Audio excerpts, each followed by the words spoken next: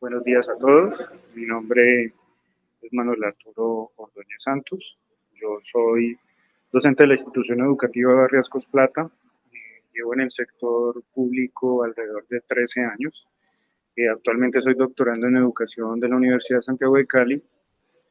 Agradezco esta oportunidad de estar con ustedes y compartirle estas reflexiones. Agradezco a toda la mesa de trabajo y al doctor Audín Gamboa especialmente, invitarme a este seminario internacional de prácticas pedagógicas. La presentación que les voy a compartir hoy se titula Políticas Públicas en Inclusión Educativa, reflexiones situadas en instituciones educativas públicas de Cali. Y lo hago desde mi experiencia como docente de estos 13 años en el sector público y secundaria, y también pues he trabajado algo anteriormente de políticas públicas en democracia escolar y hoy en día pues inclusión educativa es lo que me trae acá. Para proponerles esta discusión, lo primero hay que decir que las políticas públicas es el lugar desde donde el cual se define lo que hoy conocemos como inclusión. Es decir, que esa inclusión educativa no podríamos tratarla como un constructo teórico, sino más bien que es un término propuesto desde la política pública, ¿no? Esas políticas públicas se definen como acciones colectivas intencionales que se proponen como solucionar los problemas, por tanto son una suerte de hipótesis para la solución de problemas sociales. Esto lo definimos desde Aguilar. Y esas políticas públicas están en una relación de tensión con las instituciones educativas, que es donde siempre he trabajado. Desde esas políticas públicas se concibe que las instituciones educativas son facilitadoras y son espacios de catalización de esos cambios que se proponen, ¿no? Son catalizadores.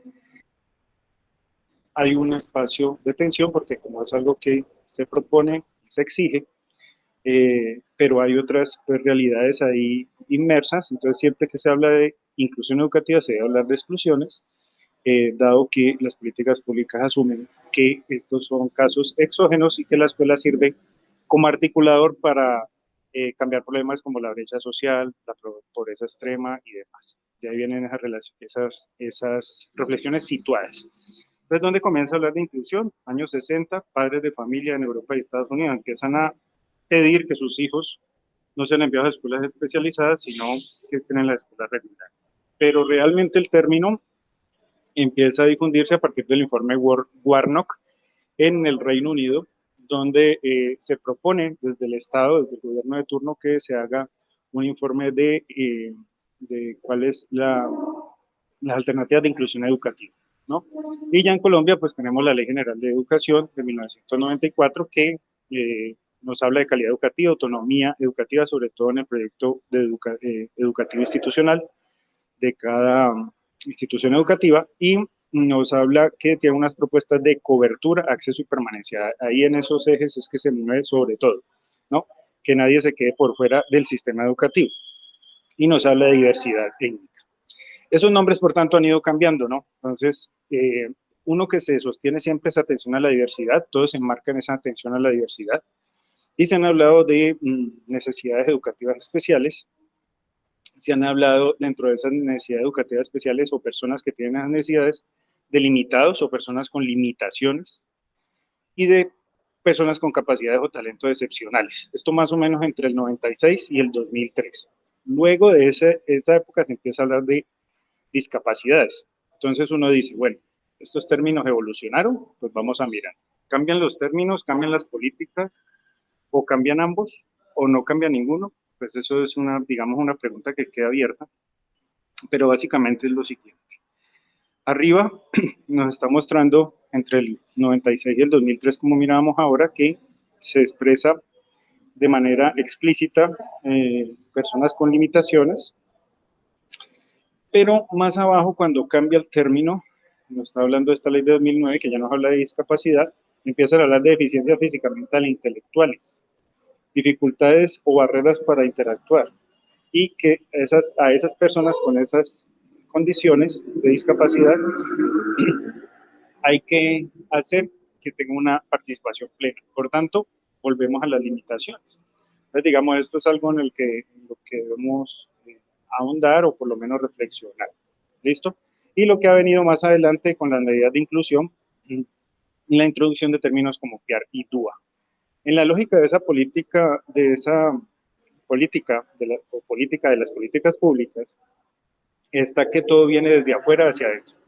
Entonces tenemos lo global, diversos organismos presionan, como la UNESCO, la ONU, para que a nivel local se modifiquen las cuestiones de desarrollo social. Entonces tenemos que el COMPES compasa todo lo que tiene que ver con ese cambio y pues el MEN ya en la medida de la educación. Y tenemos las experiencias situadas que pues son tensionantes porque viene de algo que realmente es ordenado, no es pactado.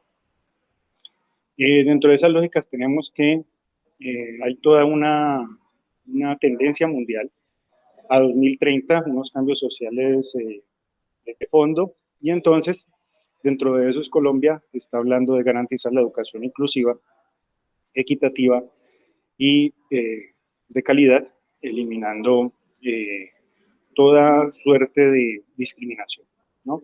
Entonces ahí tenemos al sistema educativo presente.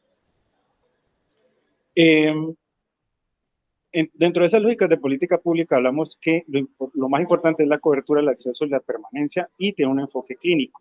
En ese sentido, le dicen a la gente, ya no va a tener más problemas para que le reciban a su hijo en cualquier institución educativa, no tiene que irse como un periplo, como un paseo de la educación sería a conseguir, sino que en toda parte se le debe garantizar el derecho a la educación. Digamos que eso es lo más importante. Y hay unas críticas a esa lógica. Entonces, se dice que no solamente una institución es inclusiva por la permanencia y esto, sino también por una convivencia efectiva que realmente promueva la convivencia en diversidad, ¿no? Y que por más de que se distancia de ese paradigma segregador, no implica que sea una reforma integral a la educación, ¿no? Eh, porque lo ven ambiguo o dual, en el sentido que hay unos estudiantes regulares y otros especiales, ¿no? Entonces la pregunta es, ¿la escuela avanza o la escuela cumple simplemente? Entonces hay varios factores allí. Hay unos factores de desconocimiento, de deficiencias en la formación docente, porque eh, la mayoría de nosotros no está capacitado para atender casos especiales y pues las charlas son generales y esto son cosas de profundo conocimiento profesional, ¿no? Entonces, hay unos índices de inclusión que se sacan y eso se aplica a unas encuestas y hoy en día se está haciendo por el sistema de matrícula, que es el CIMAT, ¿no? Como les digo, hay unos PIAR, que son unas formas de individualizar a los estudiantes y mirar desde su historia clínica algo así como de qué son capaces, hasta dónde son capaces para flexibilizar evaluación, para flexibilizar las dinámicas en el aula, pero entonces se individualizan antes que integrar. Todo esto se hace bajo un término que se llama DUA, que es el diseño universal de aprendizaje, que es de un origen arquitectónico. Es muy llamativo porque los primeros que empiezan a hablar de esto son los arquitectos y lo hacen para que toda persona con dificultad de movilidad, de visión del habla, pueda acceder a las edificaciones. Desde ahí viene el término. Entonces se ha adecuado en cualquier cantidad de, por ejemplo, espacios virtuales, de tabletas para personas con discapacidad eh, auditiva o visual, etcétera, etcétera. Pero de eso no se ve mucho. En las escuelas públicas, como me han dicho, no se ve nada. Si mucho se ve tecnología tradicional y además un poco obsoleta. No obstante, lo que plantea allí es que nadie se quede sin una educación de calidad, que es otro de los términos que se maneja mucho. Y los registros en el PEI y en el plan de mejoramiento, que más que todo son los PIAR nombrados allí, es un nombramiento. Pero ¿por qué pasa esto? Además de los desconocimientos, porque es que hay unas necesidades situadas y algo que se pone en duda y es la pertinencia de esas políticas públicas porque son no consultas. Entonces, digamos que allí nos queda esa reflexión acerca de la pertinencia de esas políticas públicas, porque como se responde a tendencias globales, no se mira mucho cuáles son las necesidades contextualizadas, ¿no? Y para terminar, pues más que conclusiones, dejarles unas preguntas abiertas, unas preguntas generadoras que yo he llamado, y comienza con este título: ¿es posible transformar y desde dónde? ¿No? Entonces, eh, pues me parece interesante mirar esta situación, que desde dónde se hace, desde la escuela, desde la comunidad, que se siga siendo de manera unilateral desde el MEM, con todo el bagaje que viene de afuera, ¿no? Entonces, con esto me despido, y es cómo trabajar en convivencia y en diversidad. ¿Existe una manera de replantear las políticas públicas? ¿Y en qué medida las acciones inclusivas pueden generar también exclusión o repetir patrones de esas exclusiones sociales exógenas? Entonces, me despido de ustedes. Les recuerdo, mi nombre es Manuel Ordóñez y les agradezco mucho haberme escuchado el día de hoy. Gracias por su